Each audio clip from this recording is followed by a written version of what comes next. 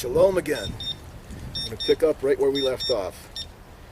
I have a little timer here that I have to set because this video cam shuts off. It shuts off after 38 minutes, I believe, 39 minutes. So I have to set this so I realize when it's shutting off, and then I'll stop it and I'll continue. I want to finish this talk. But again, the beauty of this video camera is, of course, you don't have to sit here and listen at all if you don't want to. And I appreciate the fact that you are. But you can sit here and you can pause the video, get up, do what you have to do, and then come back and watch it at your leisure, which I would hope that you do. So we're going to continue talking about, we were talking about the sin of Solomon. We talked about how the Almighty made the covenant with Israel at Mount Sinai. And in 1 Samuel, the people were crying, the nation was crying for a king, so he gave him Saul, then David, King David, of course, and then his son Solomon, not Solomon. And Solomon went astray in 1 Kings chapter 11, I mentioned, you can read that, because he married all these pagan women. He turned his heart away from Yahweh. And because of that, the prophet, I believe the prophet Abiah came up to Solomon. It's either Nathan or Abiah came up to Solomon and said that he's going to take the kingdom from you, but not in your lifetime, Solomon. It'll be in the lifetime of your son. So when Solomon died, his son Rehoboam, again this is 1 Kings chapter 11, I'm not going to read it now, but his son Rehoboam acquired a kingdom. He inherited the kingdom. And you could read about the story there, but then the 10 of the tribes broke away from Rehoboam, and they were given to a man named Jeroboam. And Jeroboam inherited 10 of he acquired, not inherited, but he acquired 10 of these tribes. And the 10 tribes that he acquired moved up north in Israel, here up north. And they were called the 10 northern tribes, the house of Israel. That's important. The 10 northern tribes are called the house of Israel. And the 2 tribes that stayed with their capital in Jerusalem were called the house of Judah. And that was the tribes of Benjamin and Judah. They remained where they were at with the capital in Jerusalem. The 10 northern tribes went up north, and they established their capital. Actually, I believe you had a couple of them there. Bethel. Bethel was one of them, a town called Bethel. And further north up in the Dan, which is way up north in Israel here. So the 10 tribes moved up north. That was the house of Israel, 10 northern tribes. The 2 southern tribes stayed here. Jerusalem was their capital, Benjamin and Judah. So the kingdom was divided at that time. The house of Israel, the 10 tribes, the house of Judah, the 2 tribes. And they were at war with each other constantly. They were constantly at enmity with one another. You could read about a number of times they went to war. They acquired other nations to come and help them. Israel, the house of Israel, came to attack Judah.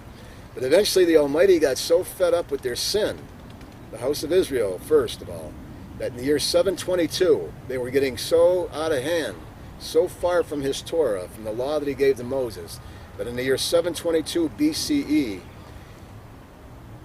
they got taken into captivity in Assyria.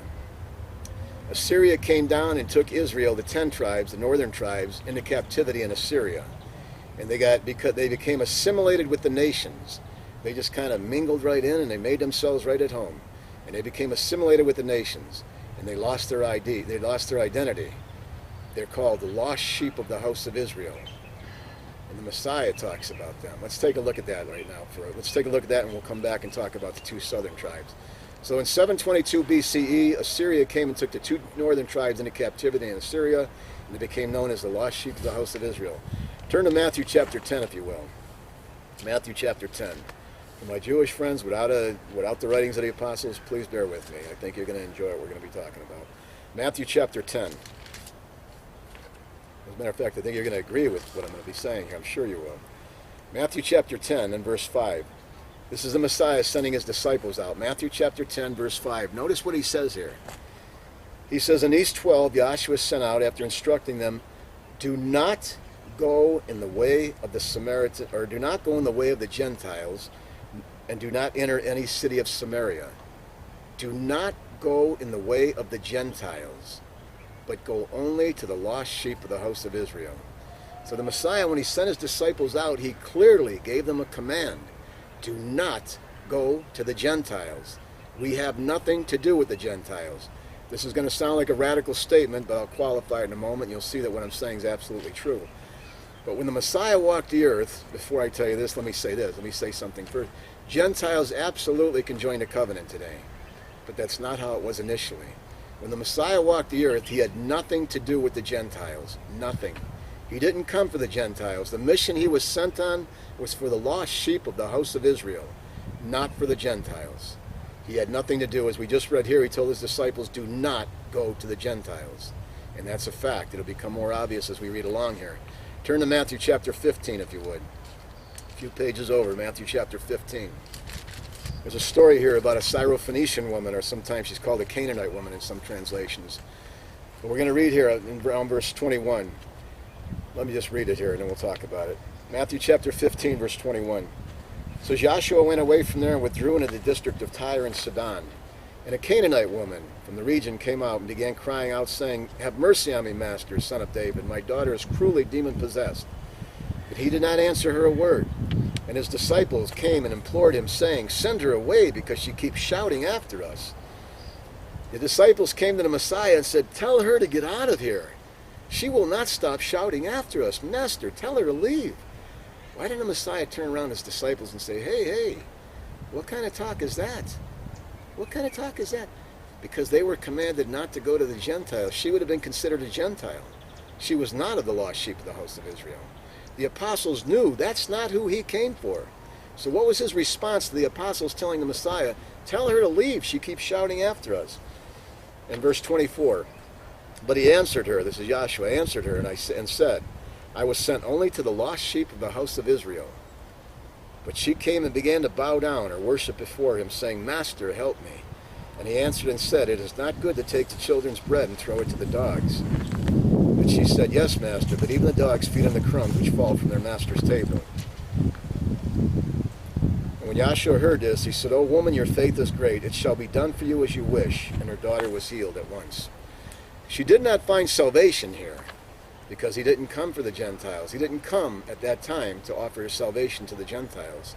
So he told her he did heal her daughter. He said, because of your faith, your daughter has been healed. Not because of your faith you're going to inherit the kingdom or you're going to have eternal life. Because of your faith, I will heal your daughter. Go, your daughter's been healed. But again, the point I want to make here is he said to the woman, I came only for the lost sheep of the house of Israel. It had nothing to do with the Gentiles at that time. The covenant had nothing to do with the Gentiles. That's a fact. Later on, the Gentiles did come into the covenant. We're going to take a look at that in Acts chapter 10. We're going to get to that when we get to the discussion on the new covenant here. The reason I'm saying that is now Israel went astray. We start talking about Israel. The 10 tribes of Israel went astray. They got taken into captivity in Assyria. They lost their identity, and they became known as the lost sheep of the house of Israel. They assimilated with the nations around them, and they lost their identity as Israelites. And then the two tribes, about 100, that was in 722 BCE.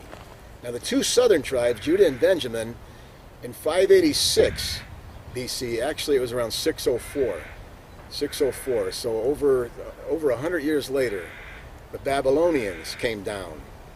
And there's actually 3 captivities to the house of Judah now. There was one in 604, one in 592 or 94, I believe. The first time they took 10,000 from the house of Judah back to Babylon. They came back a second time. They took many more. And then they came back a third time in 586 BCE. King Nebuchadnezzar from Babylon brought his troops down, and they conquered Jerusalem. They tore it to the ground. They made rubble out of the city of Jerusalem. Solomon's temple that he built, the magnificent temple, it was destroyed. And they were taken into captivity into Babylon for 70 years. Why did the Almighty allow that to happen? He didn't allow it to happen. He made it happen. He made Nebuchadnezzar come down and do that. He says he used Nebuchadnezzar to come down and punish the house of Judah for their sin. You know, if you read that in Jeremiah was a prophet to Judah.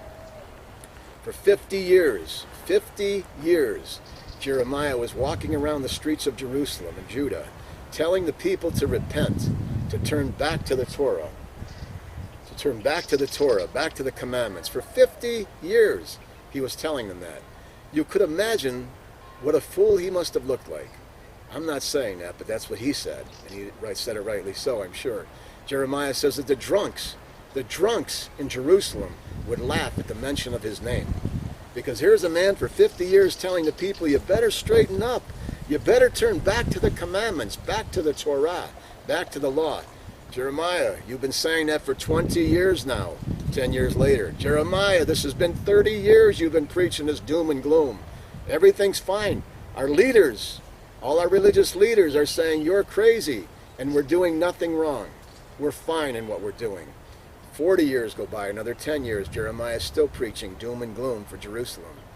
50 years go by, and finally the doom and gloom comes.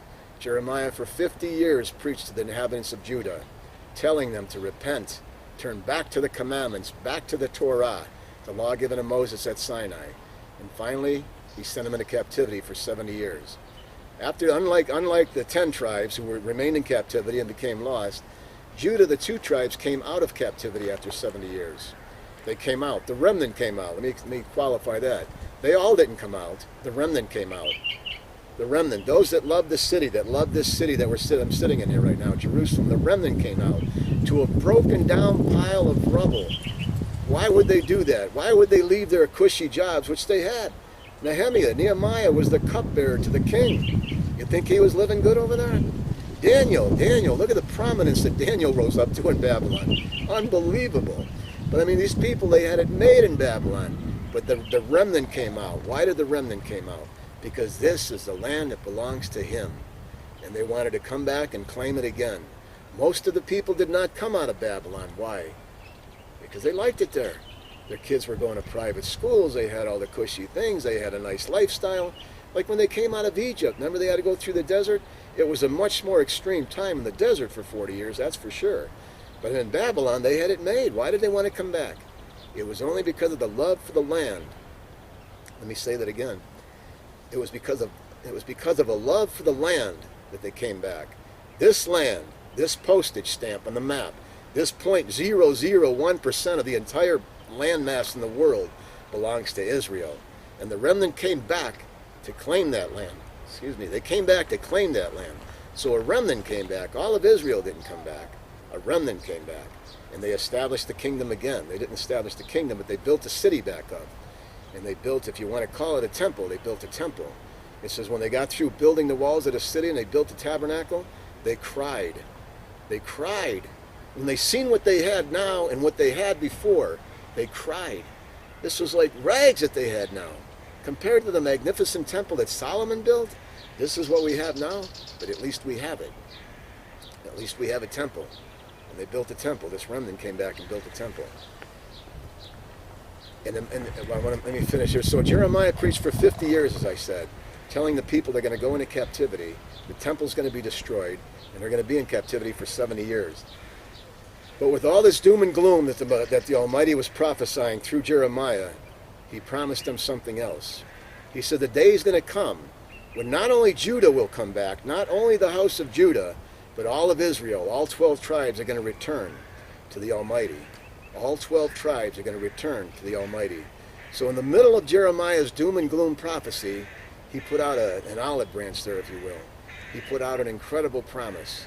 And let's read that now in Jeremiah chapter 31. Jeremiah chapter 31. Turn there if you would. You know, if I talk too fast or if I'm doing anything wrong, please email me and tell me. If you don't tell me, I'm never going to know.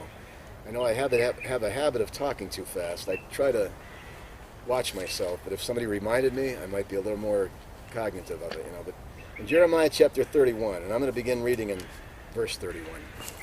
Jeremiah chapter 31, verse 31. As I mentioned earlier, there's 2 times that we're told about the Old Covenant and the New Covenant in the Bible. This is one of them.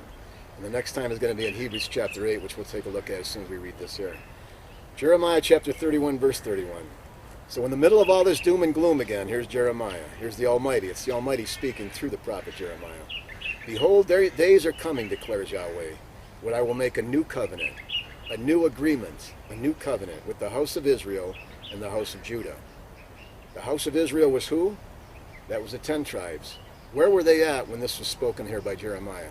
They've been gone for the last over 100 years now. They assimilated with the nations. They lost their identity. They were scattered throughout the world. In essence, the nation of Israel ceased to exist. There wasn't a nation. The people, of course, existed throughout the world. But the nation of Israel itself ceased to exist.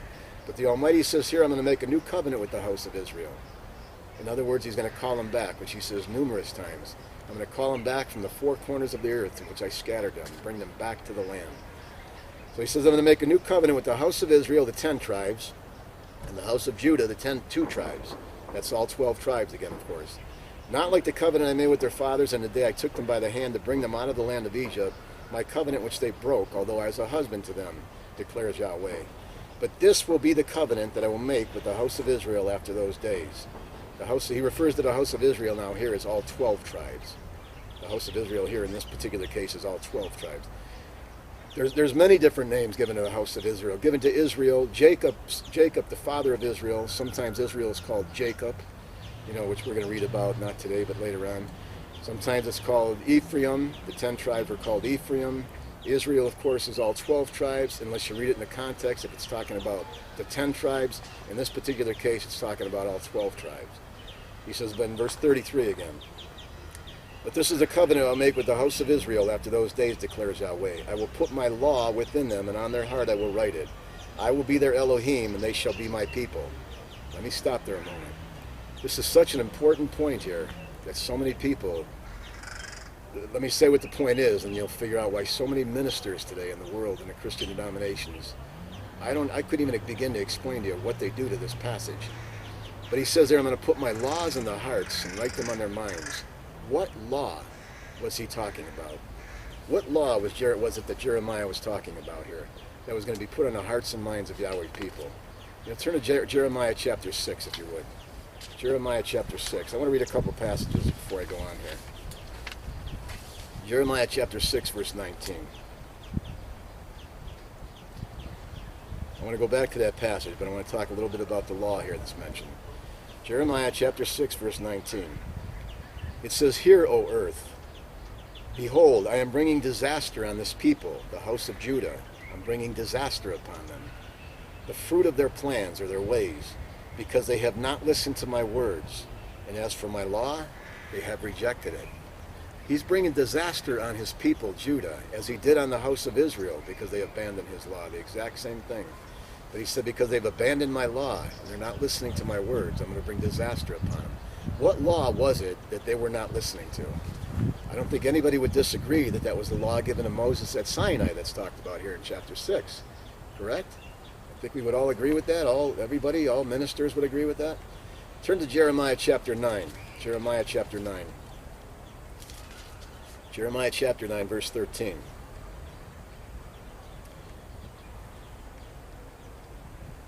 Well, I'll start in verse 12. Jeremiah chapter 9, verse 12.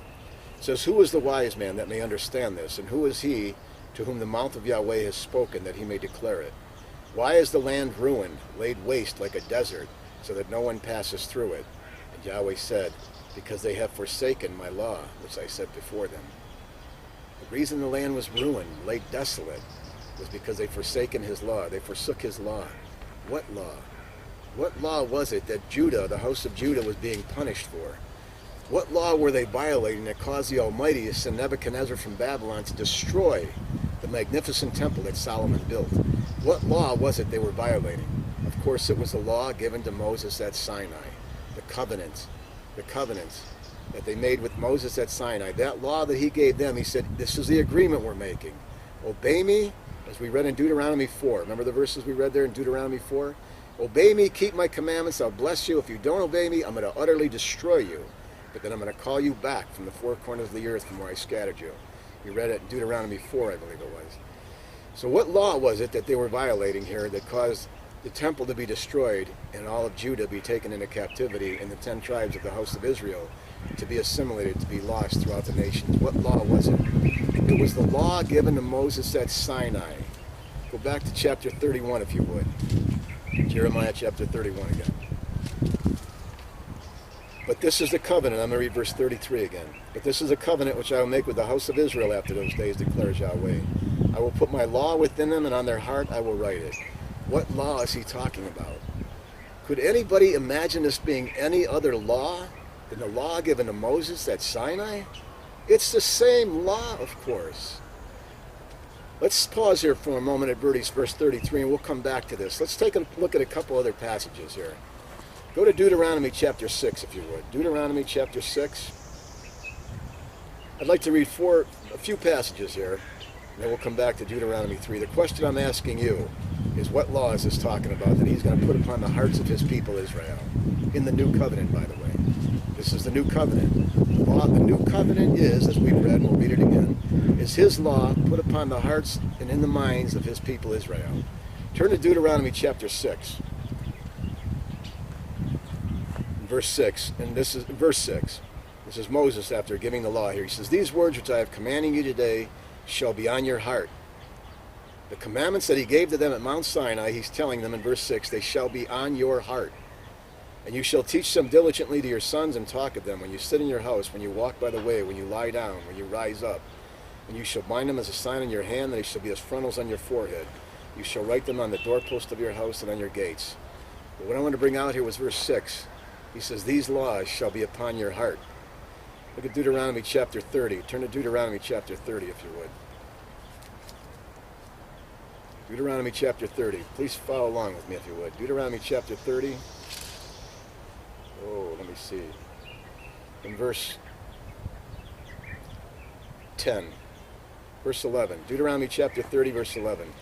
"For this commandment which I am commanding you today is not too difficult for you, nor is it out of reach." Aren't we told the same thing in the book of, in the writings of James, Yaakov, chapter 4, 12, I believe it is? Or no, 1 John chapter 5, verse 3. John says there, he says, "This is the love of Yahweh, that we keep his commandments." 1 John chapter 5, verse 3. This is the love of Yahweh, that we keep his commandments, and his commandments are not hard. That's John writing that, the Apostle John. Same thing Moses is saying here, of course. "For this commandment which I am commanding you today is not too difficult for you, nor is it out of reach. It is not in heaven that you should say, we will go to heaven. Who will go to heaven for us to get it and make us hear it, that we may observe it? Nor is it beyond the sea that you should say, who will cross over the sea for us to get it for us and make us hear it, that we may observe it? But the word is very near you, in your mouth and in your heart, that you may observe it." Again, he says the word, these commandments I'm commanding you, they should be in your hearts. The commandments being on the hearts of Yahweh's people, it's not a new concept. I think so many people today think that's something that's going to happen in the future. Well, you're right. We're going to talk more about that. But in the kingdom, the law will be upon every man's heart. But today, it should be upon the hearts of his people today. We don't have to wait for the kingdom to get here. It should be there today. And the reason I quoted those two passages was to show you that it was meant to be that way from the beginning. The law was supposed to be on the hearts of his people from the beginning. Turn to Psalm chapter 37, if you would. I want to continue along that line about the law being in our hearts a little bit, and then we'll go back to Jeremiah 31, verse 33 there. Psalm 37. And I'm going to begin reading in verse 27. It says, "Depart from evil and do good, so that you will abide forever. For Yahweh loves justice, and does not forsake his holy ones. They are preserved forever." Like I said, a lot of people have a hard time with the word forever, but it means forever, trust me. "But the descendants of the wicked will be cut off. The righteous will inherit the land and dwell in it forever." The righteous will inherit the land that he promised to Abraham. They will dwell in it forever. We're going to talk about that more when we talk about the kingdom. The meek shall inherit the earth, right? Remember that in Matthew 4, verse 4, chapter 4, verse 4, the meek shall inherit the earth? We're going to talk about that when we get to the kingdom. I don't want to get off the subject here. So verse 30, "The mouth of the righteous utters wisdom, and his tongue speaks justice. The law of his Elohim is in his heart." The law of his Elohim is in his heart, and his steps will not slip. So we've seen from the very beginning the law was meant to be in the hearts of Yahweh's people. And here the Almighty tells us those that are going to inherit the earth forever, the law is going to be in their heart too. Of course it will be. Turn to Isaiah 51 as we work our way back to Jeremiah 33. Turn to Isaiah 51 if you would.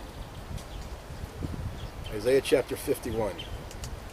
And I'm going to read verse 7 here. Isaiah 51, verse 7. It says, "Listen to me, you who know righteousness, a people in whose heart is my law." What law are all these verses talking about? What law? Of course, there's no question it's talking about the law given to Moses at Sinai. And we're going to talk more about that later, because I'm sure a lot of you are scratching your head saying, "Reuben, how can we keep that today?" I'm telling you the truth. I've said this for a long time.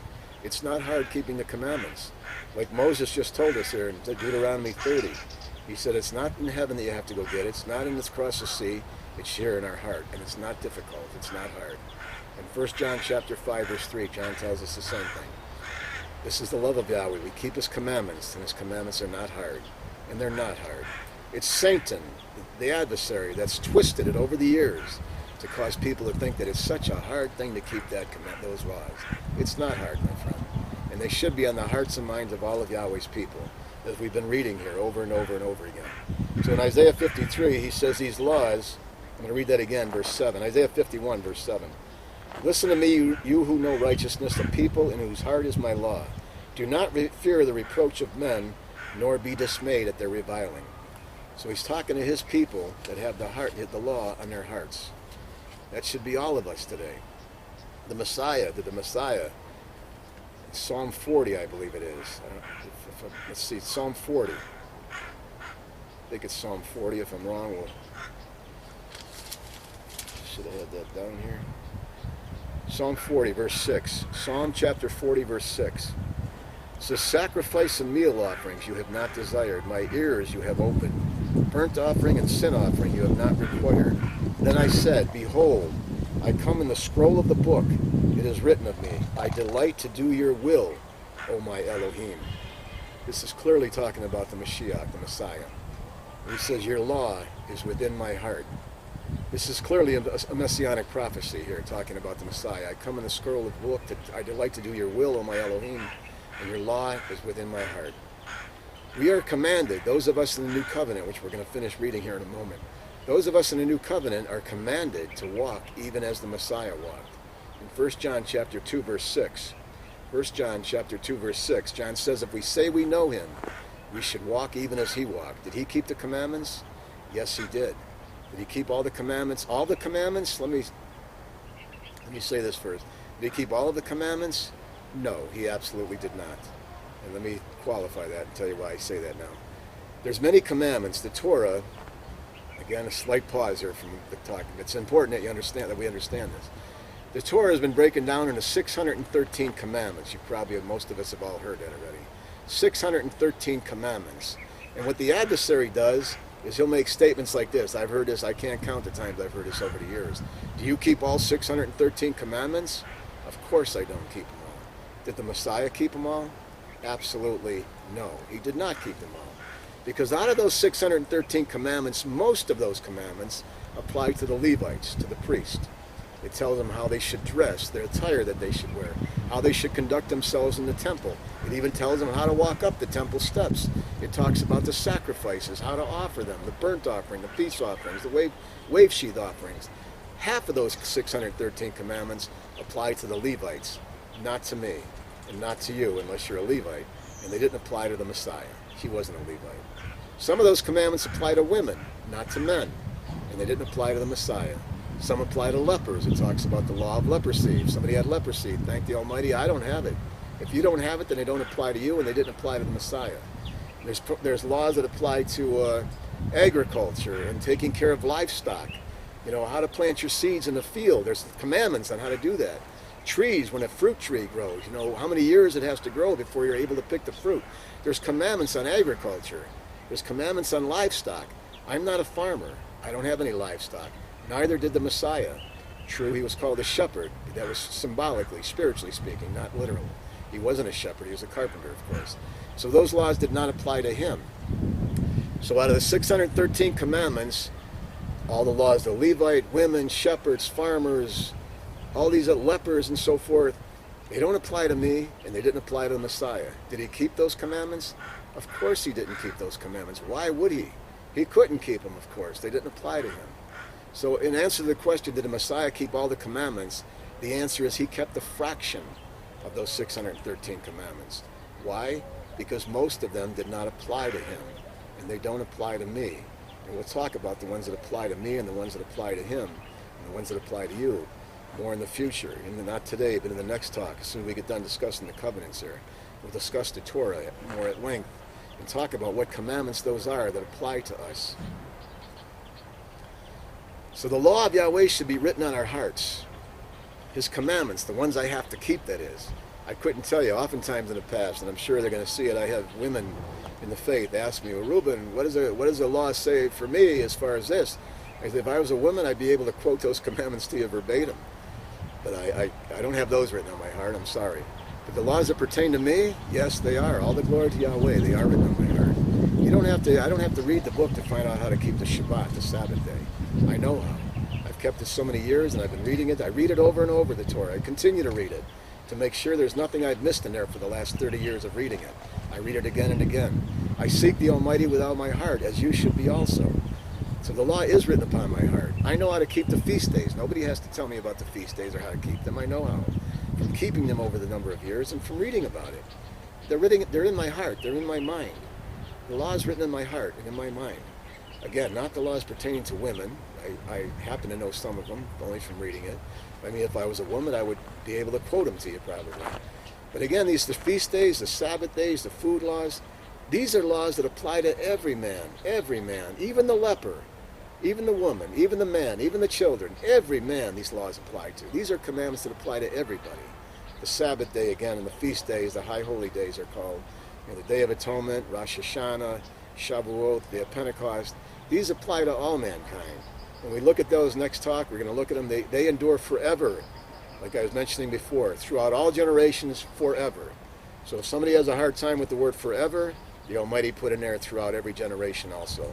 And we'll look at that later in the future. But so the law written on our hearts is not a hard thing.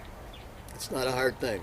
And the next time your minister or somebody says to you, or your rabbi, I've heard rabbis say this, nobody can keep all 613 commandments. You can tell them, Rabbi, minister, nobody has to keep 613 commandments because they don't all apply to us as individuals.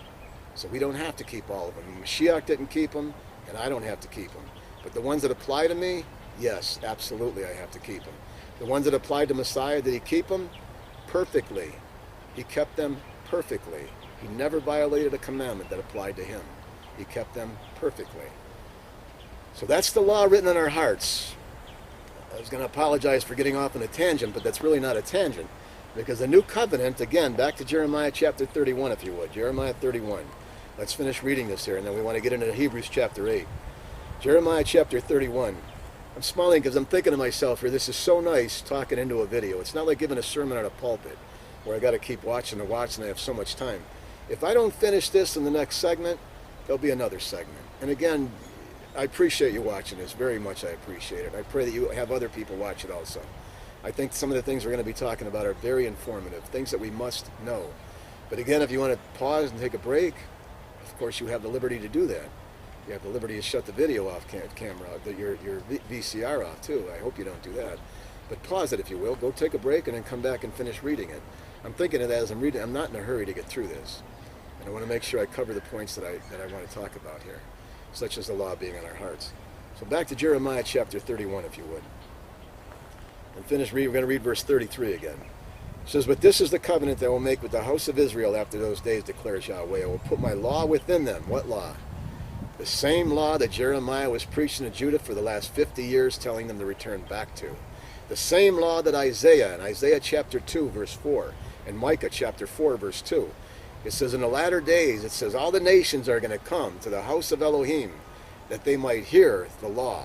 They might hear the law. Isaiah 2 and Micah 4, the law. It's the same law. It's not a different law. In James 4:12, I believe it is, book of Yaakov, James chapter 4, verse 12, it says there's only one lawgiver. And of course, that is the Heavenly Father. The Messiah did not come to change or supplant the will of his Father.